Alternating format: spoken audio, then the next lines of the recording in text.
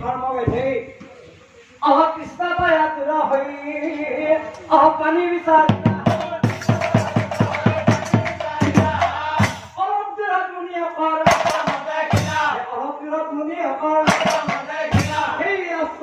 দেখি ধৰ্মবেধে মনে মনে ভাবে আৰে এয়া দেখোন আশ্ৰম নিশ্চয় কোনোবা ঋষি মুনিৰে হব ঠিক আছে মই সেই আশ্ৰমখনলৈ গৈ তৃষ্ণা নিবাৰণ কৰোঁ আৰু ধৰ্মবেধে আশ্ৰমখনলৈ গৈ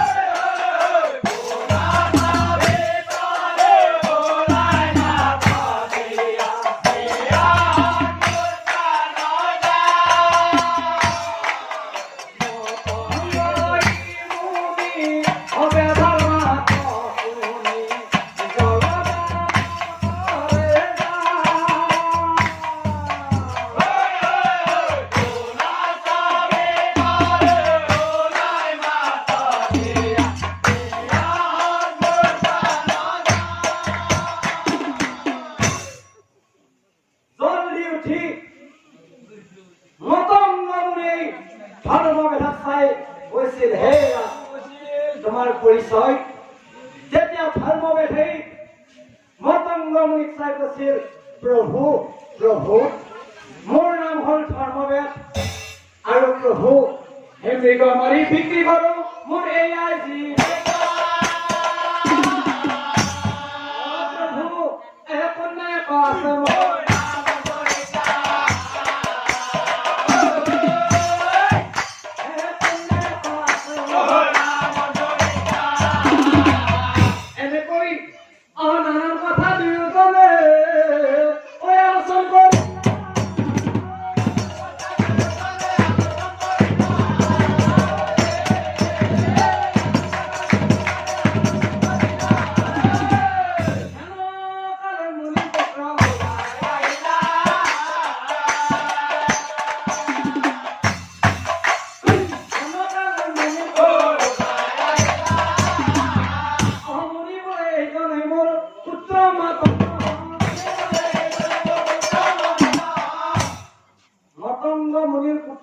মাতংগ মুনি বোলে এইজনে মোৰ পুত্ৰ মাতংগ বয়স পাৰি হৈছে তাৰ তেতিয়া ধৰ্মবেধে মনে মনে ভাবে আৰে সঁচাকৈ দেখোন মুনিৰ পুত্ৰ বৰ দুৰ্গৱান সঁচাকৈ দেখোন মুনিৰ পুত্ৰ আৰু মুনিৰ কন্যা দুয়োকো হাই ভনী যেন দেখি যদি দুয়োকো বিয়াখন পাতি দিব পাৰো কি ভাবি আছা ধৰ্ম কি ভাবি আছো মানে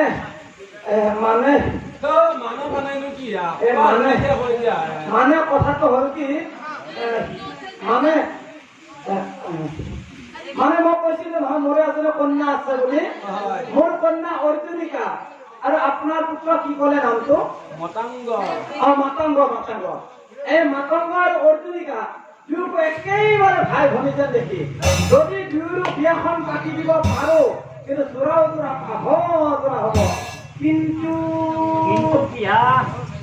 মানে আপোনালোক হল ঋষি মুনি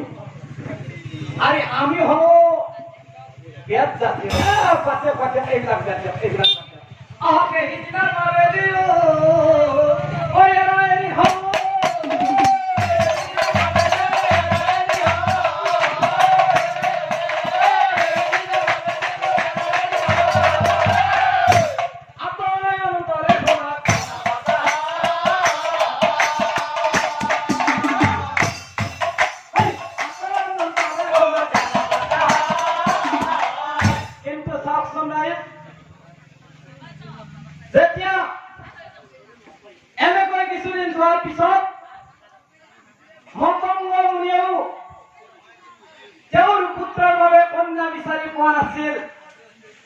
আৰু যেতিয়া কন্যা বিচাৰি নাপালেই তেতিয়া এদিনাখন মতংগ মুনিয়ে মনে মনে ভাবে আৰে মুক্ত হওঁ সিদিনা মুক্ত হওঁ সিদিনা ধৰ্মবেদে কৈছিলে তেওঁৰ এজনী খুব ৰূপৱতী কন্যা আছে। ঠিক আছে, মই আজি ধৰ্মবেদৰ ঘৰলৈ যাওঁ আৰু ধৰ্মবেদৰ ঘৰলৈ গৈ ধৰ্মবেদৰ কথাকে প্ৰমাণ কৰি চাওঁ। হৈ এটা দিনা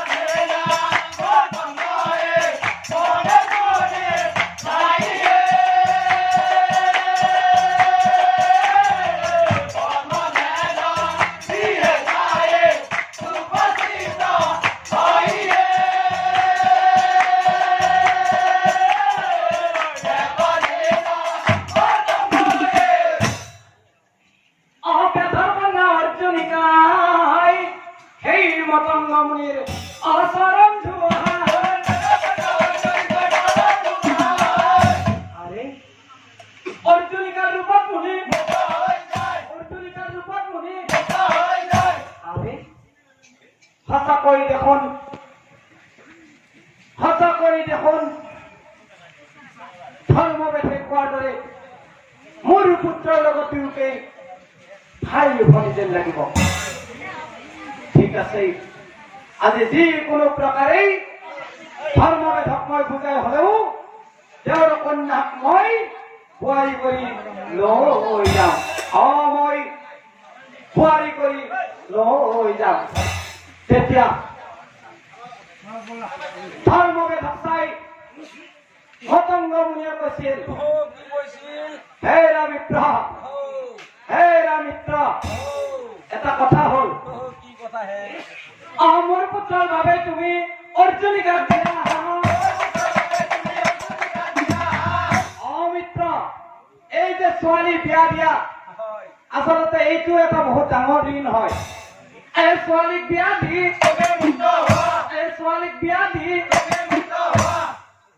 ধৰ্মবেদে বোলে মই জাতি ধৰ্ম বিয়া এই মুনিৰ লগত সম্পৰ্ক এই ৰামিত্ৰ, কিনো জাত পাতৰ ভাগ বতৰা কৰি থকা হে? মই কিন্তু এইবিলাক জাত পাতৰ ভাগ বতৰা কৰাটো বৰ বেছি এটা ভাল নাপাওঁ। হলিও আমি ব্যাস জাতি নহয়। তাতে কি হ'ল? হে ৰামিত্ৰ, নাৰী জানো কিবা জাতি আছে? তেতিয়াহ'লে হলেও দিয়কচোন, বিয়া বাৰুৰ কথা অলপ ভাবি চোৱাটো দৰকাৰ। এই ৰামিত্ৰ, এইবিলাক বাদ দিয়া। কথাটো হ'ল,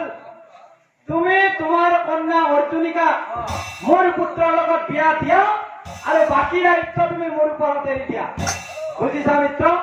এইবিলাক বৰ বেছি চিন্তা চৰ্চা কৰি থাকি লাভ নাই। জাত পাতৰ ভাগ বতৰা কৰি নাথাকিব মিত্ৰ। কিবা আপত্তি? তেতিয়াহ'লে এটা কাম কৰো মিত্ৰ, পঞ্জিকা যিহেতু মোৰ লগত আছেই, লৈও আছো মানে কথাটো হ'ল কি, আমি বনাক মানুহ, এনেকে দুই এটা কিবা অলপ চলপ চাবা কয়, চাই উলিয়াও 10-5 টকা পাওঁ, গোটেই পঞ্জিকা নাথাকেই লগত। এই কথাটো হ'ল কি, যিহেতু আপুনিও মোটামুটি মান্তি হৈছি, এটা কাম কৰো, দিনবাৰটো আজি ঠিক কৰিলো পাঞ্জিকা যাতা আনছি পঞ্জিকা আছে অৰ্থাৎ আজি হ'ল আঘোণ মাহৰ শুক্ল পঞ্চমী গতিকে আমি এটা কাম কৰো অহা মাঘ মাহৰ আজিৰ এই তিথিটোতে আজিৰ অৰ্থাৎ শুক্ল পঞ্চমী তিথিতে আমি দুয়ো বিয়াখন পাতি দিম নে কি কোৱা কিবা আপত্তি আছে মিত্ৰ তেতিয়াহ'লে বিয়া ঠিক হ'ল অহা মাঘ মাহৰ শুক্ল পঞ্চমী গতিকে এটা কাম কৰা মিত্ৰ আজিৰ পৰা তুমিও কাম কাজত লাগি যোৱা বিবাহৰ আৰু ময়ো আজিৰ পৰা লাগি যাওঁ মানুহ মাতাকে আজি কৰি যি কাম আছে নে কি কোৱা মিত্ৰ হয় এদিন দুদিন কৰি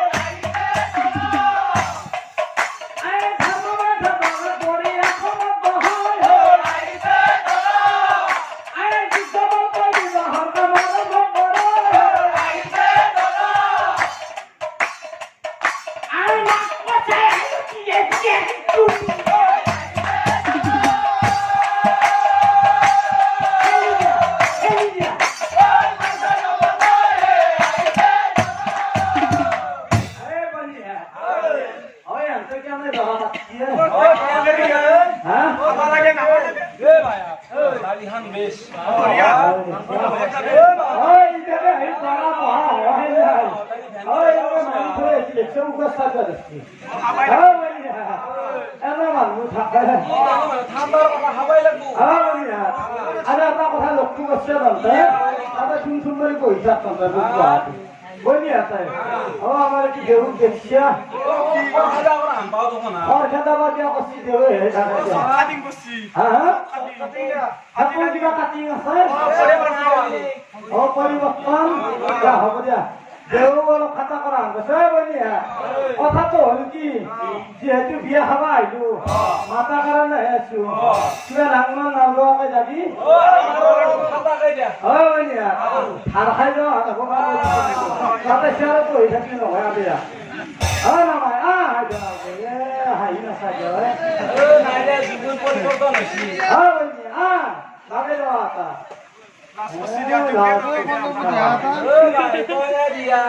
আরে ভগবান यार हमारे लागे रे लो भगवान तो हरि बोला हरि बोला हरि बोला की सुनने दा है इतना गंगा गंगा मरी छे सब भर गया कौन को लगावा আমার ওখানে সাদা করা অলপমান और हटा कर गया ओके हको जाओ निकी हाय हको जाते धर जा ओए আমার অর্জুনী কা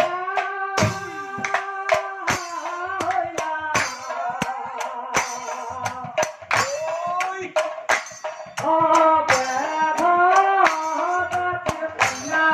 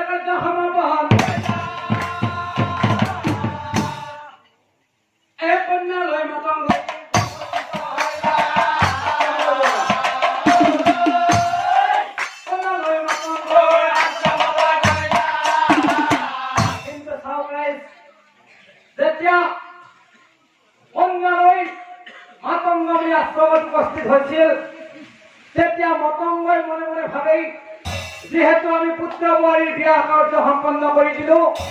এতিয়া পুত্ৰ বোৱাৰীক আমি ধৰ্ম কাৰ্যত শৰণ দিব লাগে কাৰণ শৰণবিহীন জীৱন শৰণবিহীন ভকতি এৱা ঘটৰ দল অৰাইজ শৰণবিহীন ভকতি এৱা ঘটৰ দল হেমৰ পৰম শ্ৰদ্ধাৰ নাম ধনী ৰাইজ আপোনালোকৰ মাজতো যদি আমাৰো যদি কোনোবা আচলতে শৰণ নোলোৱা মানুহ আছে শৰণটো সোনকালে লৈ থব কাৰণ কিয় জানে শৰণ নোলোৱাকৈ আপুনি যিমান ধৰ্ম কৰিলেও সেইখিনি বোলে ঈশ্বৰে নলয় কাৰণ আমাৰ কীৰ্তন ভগৱানটো কৈছে নহয় বিনা গুৰুৰ চৰণে ভকতি ৰকতি মুকুতি কবহো নহয় গতিকে ভকতিও আচলতে নহয় সেয়েহে মতংগ মুনিয়েও তেওঁৰ পুত্ৰক শৰণ দিছিল গতিকে চাওকচোন যদি আচলতে আমাৰ ইয়াতো কোনোবা আছে শৰণটো কিন্তু হৈ থব শৰণটো হোৱাৰ পিছত আমি যি কামেই নকৰো সেই কামটো আমাৰ সাৰ্থক হয় তাৰপিছত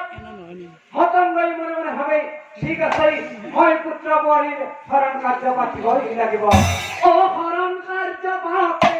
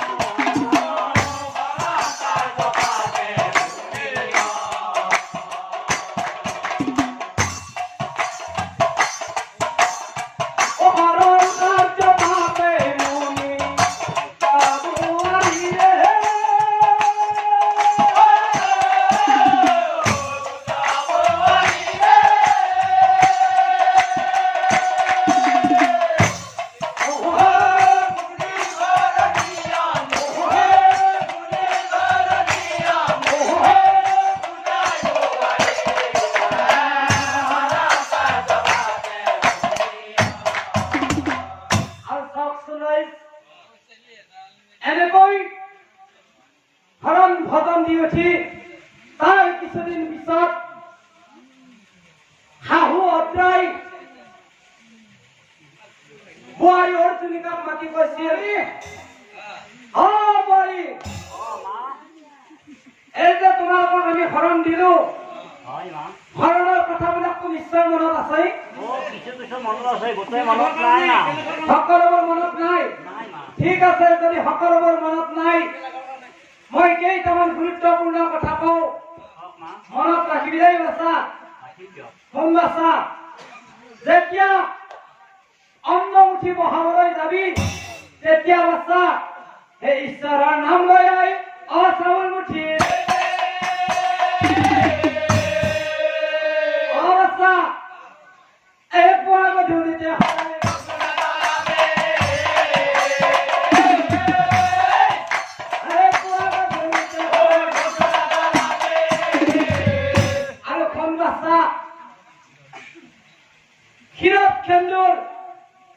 ক্ষীৰত কেন্দুৰ কপালৰ ভোট ডাঙৰ হৈ লবি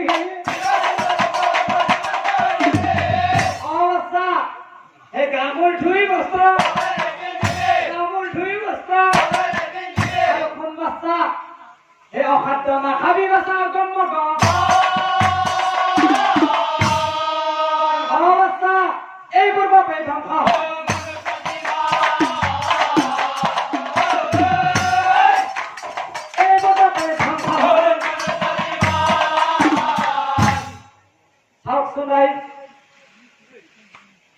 অৰ্জুনিকাক আচলতে শাহু অদ্ৰাই যিখিনি কথা কৈছিল এই নিয়মখিনি আচলতে যিসকল নাৰীয়ে মানি চলে এই নাৰী জাতিটোক আচলতে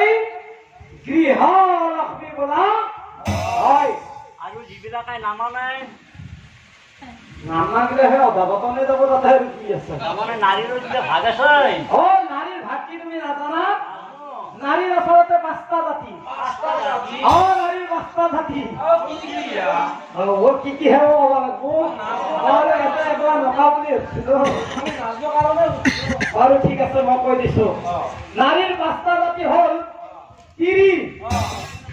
মিৰি ভাটৌ কোৱা আৰু এই 5 নম্বৰটো সাহসে দি ক'লা গৃহ লক্ষ্মী এই হ'ল নাৰীৰ 5টা ভাগ জাতি আৰু এতিয়া বৰ্ণনাও দিবা লগা হ'লে এটা কয় ঐ এটা বৰ্ণনা দিলি চিৰি বেছি আছে মোক আগে গিলে মাৰিব মামা সৰু চাইজৰ ক'ব লাগিব এই তিৰি জাতিৰ স্বভাৱবিলাক কেনেকুৱা জানা তাৰমানে খুব ৰাতিপুৱা উঠে 8টামান বজাত তাৰমানে সাহসৰ কামবিলাক কৰা হ'ব লাগিব গিৰিয়েকো যদি ক'ৰবাত যাব লগা আছে নিজে বনাই খাই যাব লাগিব খুব পুৱাই 8টামান বজাত তোমাৰ যাবাৰ হ'ল এই যে আছে যে তাৰমানে বনাই খাই গুচি যোৱা তাৰমানে এই তিৰি জাতিৰ স্বভাৱবিলাক হ'ল এনেকুৱা যদি কিবা খাব পাচিও পাচি নাপাইছো না আপত্তিও বৰ বেছি নাই কিন্তু পিন্ধা পাচি যদিও পাচি নাই যদিও নাই থাকিব লাগে আছে আৰু তাৰমানে তিৰি হাতে আছে সেইটো কয় তিৰি আৰু 2 নম্বৰটো হ'ল মিৰি মিৰি জাতিৰ নাৰীবিলাকৰ এনেকুৱা স্বভাৱ মিৰি মানে হ'ল মেৰাই ফুৰা অৰ্থাৎ মিৰি জাতিৰ নাৰীবিলাকে যিদিনালৈকে আপোনাৰ ধন সম্পত্তি টকা পইচা ঠিকেই আছে সেই নাৰী জাতিটোৰ যি বিচাৰিছে তাকে আপুনি দিছে যি খাব বিচাৰিছে তাকে খুৱাইছে যিদিনালৈকে তাৰমানে আপোনাৰ পৰা অভাৱ একো নাপায় ঠিকেই খুৱাই থাকিব পাৰিছে সেইদিনালৈকে আপোনাৰ লগত আছে আৰু যিদিনাই আপোনাৰ পকেট খালী সেইদিনা আপোনাৰ তাত চলি পলি এৰি আন এবাৰ লগত আরে তাতো ভাই কি হয় জানে তাতো যাই ছড়ি 3-4টা জন্ম দিলে মোটামুটি তার মাল শেষ দেওয়া আপনি কি এই যেটাই মাল তার শেষ সেই দিনেও তার লগত সম্পর্ক ইয়াকে কয় মিৰি তাৰ পিছত হল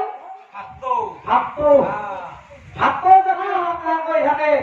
এই কোৱা জাতিৰ নাৰীবিলাকৰ যেনেকুৱা স্বভাৱ যাৰ আচলতে কোৱা তিনি আছে তেওঁ বুজি পাইছে অৰ্থাৎ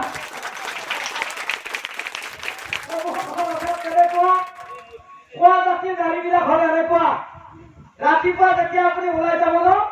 ওলাই যোৱাৰ লগে লগে আপোনাক দীঘলীয়া লিষ্টাখন দিব আজি আলু নাই দালি নাই চেনি চাহপাত মিঠাই লিষ্ট মাৰি দিলে আপুনি গেল কামক কিবা কাম সিমানতা নহল পইচা পালা আধা বস্তু যদি আনবে নলিয়া কিবা পালি নাহাই ভাল থাকাই ভাল আৰু যদি কিবা কাৰণে আপুনি পইচা মিলাব পাৰছি বস্তু গোটেইখিনি আনছি যদি আনছি তেতিয়া আৰু কেনে জানেনে এই মহা আনবা লাগে এই মহা আৰু খাব কোনে বাপই দালু হলখাই হলখা কঠীয়া তাৰমানে কোৱা জাতিৰ নাৰীবিলাকৰ এনেকুৱা স্বভাৱ আনলেও গালি নানলেও গালি খালেও গালি নাচলেও গালি কিনলেও গালি নিপিনলেও গালি ইয়াকে কয় কোৱা আৰু 5 নম্বৰ গৃহলক্ষ্মী গৃহলক্ষ্মীৰ কথা ক'লে শাহু অত্ৰাই অৰ্থাৎ গৃহলক্ষ্মীৰ নাৰীবিলাকে সূৰ্য উদয়ৰ আগত উঠিব উঠি গা পা ধুই খালি ফটা মাৰি নামঘৰত চাকি বন্তি জ্বলাই নিজৰ শাহুৰ শহুৰ নিজৰ স্বামীক সেৱা সন্মান কৰে যদি তেওঁলোকৰ ঘৰত কোনোবা অতিথি আহে সেই অতিথিক ঈশ্বৰ বুলি জ্ঞান কৰে গৃহলক্ষ্মীৰ নাৰীবিলাকে কেতিয়াও ক্ষীৰৰ সেন্দুৰখনৰ মূল্য বুজি পায় আজিকালি বেছিভাগ নাৰীয়ে কিন্তু চুলিকেইডালে এনেকৈ লৈ অলপমান লগাই ঢাকি থৈ দিয়ে অবাকটো গমেই নাপায় চিনি নাপায় আজিকালি সেইকাৰণে অৱশ্যে কলেজৰ বেছি গতিকে এই গৃহলক্ষ্মী আচলতে তেনেকুৱা ক্ষীৰৰ সেন্দুৰ খুব ধুনীয়া ল'ব কপালৰ খুব ডাঙৰ কৰি ল'ব ইয়াকে কয় গৃহলক্ষ্মী আইহঁতৈ এহি মানৰ কথাই আমি এহি মানে তোক এটা মই খাবা দিম তই পাৰে মানে জাতি ধৰি খাৱৈ পাৰে গালি খাৱৰ কথা তোৰ শিকাই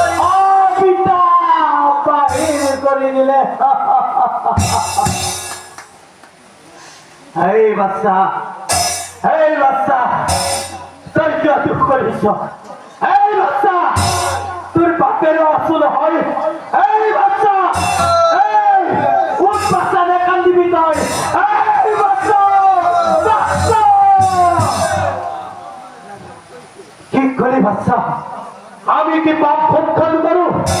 ঠিক আছে বাচ্চা, আজই দাম খেয়ে ঋষিমুনির ঘরে নই। আর ঋষিমুনি কি পাপ বিহীন খাদ্য খায়, আর আমি আসলে কি পাপ ভক্ষণ করো? মই আজই যাম। আমার দুঃখের ধর্ম বেঁধে মুনি আসন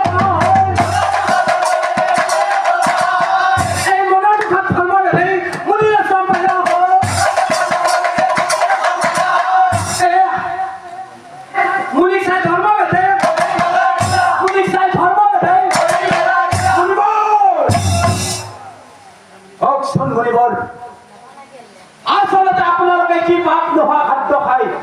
আর আমি কি পাপ ভক্ষণ করো? এই রাবণী বল,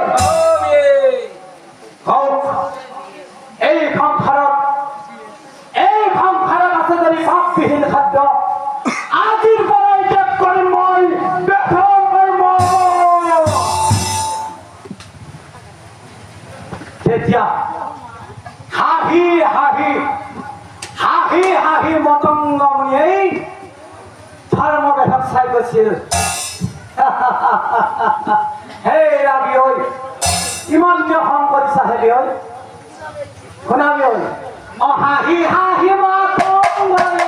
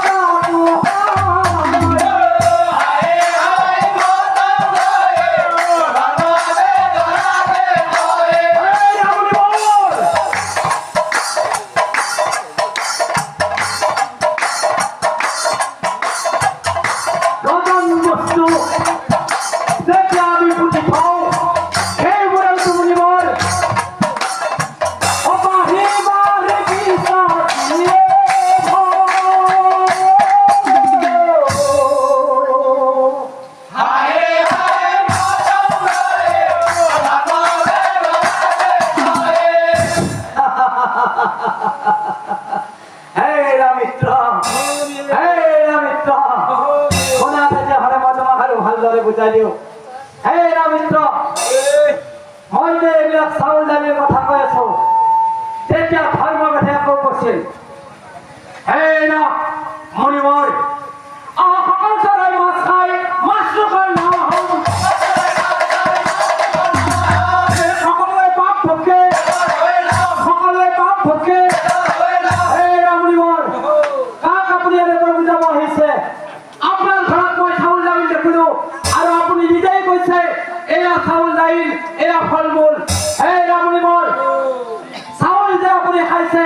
দাইল যে আপুনি খাইছে তাৰ কি গছ নোহোৱাকৈ আছিল মণিবৰ হে ৰামণিবৰ ধান কাটি কাটি পিছত চাউল কৰা হয় সাক্ষী কেবা আছি সাক্ষী কেবা আছি ধান কাটি কাটি পিছত চাউল কৰা হয় সেইবোৰ খালে পাপ নহয় সেইবোৰ খালে পাপ নহয় হে ৰামিত্ৰ ৰবা তুমি মিছাতে খং কৰি আছা ভালদৰে কোৱাচোন মই তোমাক বুজাই দিম নহয় মিত্ৰ হে ৰামিত্ৰ শুনা আচলতে কথাটো কি জানা মিত্ৰ উৰণ বুৰণ গজন ভ্ৰমণ এই চাৰিমুঠি জীৱ ব্ৰহ্মাৰ কল্পত প্ৰভু নাৰায়ণে স্বজন কৰিছিল বুজিলা মিত্ৰ আৰু যেতিয়া স্বজন কৰিছিল তেতিয়া এই গজনেই ব্ৰহ্মাৰ পৰা বৰ লৈছিল প্ৰভু প্ৰভু আপুনি মোক এনেকুৱা এটা বৰ দিয়ক প্ৰভু উৰণ বুৰণ ভ্ৰমণে মোক কৰক ভক্ষণ উৰণ বুৰণ ভ্ৰমণে মোক কৰক ভক্ষণ ভক্ষণত ধৰ্ম মোক থাকক সৰ্বক্ষণ প্ৰভু ভক্ষণত ধৰ্ম মোক থাকক সৰ্বক্ষণ আৰু প্ৰভু সৰ্বধৰ্ম মোক প্ৰভু অৰ্পণ কৰক সৰ্বধৰ্ম মোক প্ৰভু অৰ্পণ কৰক মোক ভক্ষণত কাৰোৱে পাপ নোহোৱা মোক ভক্ষণত কাৰোৱে পাপ নোহোৱা এতিয়া বুজিলানে বিয়ৈ সেইকাৰণে মই কৈছো সংলাপ বেছি নকৰিবা মই সকলো বুজাই দিম নহয় বিয়ৈ এই বিয়ৈ কিন্তু তথাপিও কিন্তু এটা কথা আছে শুনা গজনেহে আমাক কিন্তু অক্সিজেন অপচয় কৰিলে কিন্তু সেই লগত থৈ খুজি লৈ ভাত যদি পাতক সেই সকল লোকে কিন্তু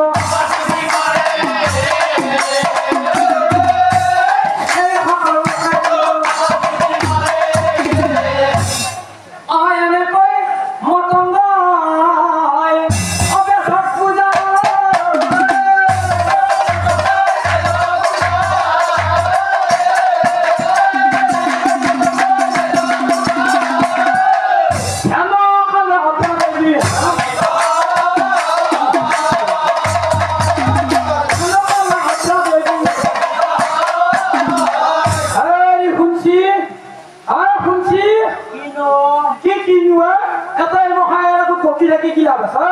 উঠি আহক বুলি কৈছো উঠি আহক মই কৈছো নহয় এই গৰুৰ আগত লাও টুকাৰি বাই শিঙি টুকাৰি ঘাঁহ খাই উঠি আহক উঠি যাব পাৰা কথা নাই মই কৈছো নহয় এনেও এইগিলা বান্দাৰে নাৰিকলৰ মূল বুজি নাপায় উঠি আহক বুলি কৈছো না উঠি আহক অদাৰ কথা ধৰ্মবেদ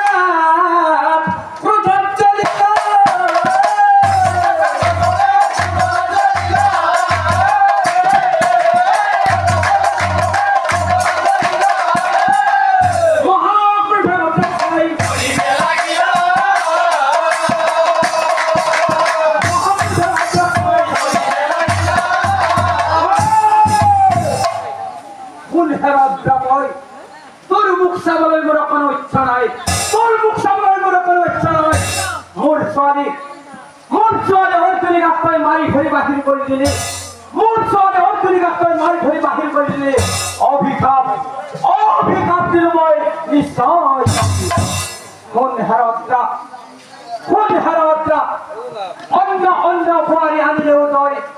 অন্য বোৱাৰী আনিলেও তই খুব নাপাবি মোৰ অভিশাপে শাহু বোৱাৰীৰ কাজিয়া যুগ যুগান্তৰ হৈ থাকিব নিশ্চয় শাহু বোৱাৰীৰ কাজিয়া যুগ যুগান্তৰ ধৰি থাকিব নিশ্চয়।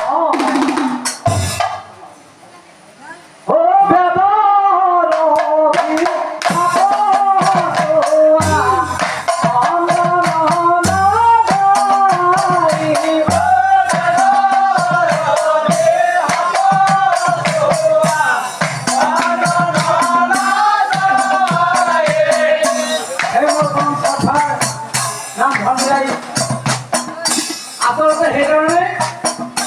যিহেতু আমাৰ আচলতে অভিশাপ আছিল, অভিশাপ থকাৰ কাৰণে কিন্তু এটা অপ্ৰিয় হ'লেও সত্য কথা, আমাৰ প্ৰত্যেক ঘৰ মানুহৰ ঘৰতে কিন্তু শাহু বোৱাৰী কাজিয়াবিলাক থাকে। তাৰ মাজত কি হয়, অলপ আমাৰ যিখিনি ধনী শ্ৰেণীৰ মানুহ হয় সেইখিনি কথাটো হয়তো দুখীয়া মানুহখিনি গম নাপায়, কিন্তু যদি দুখীয়া মানুহৰ ঘৰত হয় লগে লগে কথাষাৰ প্ৰচাৰ হয়। কিন্তু শাহু বোৱাৰী যে কাজিয়া ঘৰত আছে সেইটো কিন্তু একদম। সেইকাৰণে আইসকলক মই বাৰে বাৰে কৈছো, আপোনাসকলে আপোনালোকৰ ছোৱালীসকলক নিজৰ ছোৱালী বুলি ভাবিব। সৰু সুৰা কথাত তেওঁ বেছি লাগি নাথাকিব। সৰু সুৰা কথাত যদি লাগি থাকে এনেও আমাৰ আগৰ পৰা অভিশাপ আছে নহয়, সেই ঘৰখন ঠাণ্ডা নুঠি যায়। গতিকে আপোনাসকলেই চাওকচোন, আপোনাসকলো এদিন বোৱাৰী আছিল, আপোনাসকলো এইখন ঘৰত আছিল, আপোনাসকলো বোৱাৰী আছিল। গতিকে সেইটো কথা চিন্তা কৰক। আমি যে বোৱাৰী আনিম তেওঁক নিজৰ ছোৱালী বুলি ভাবি তেওঁক সমানে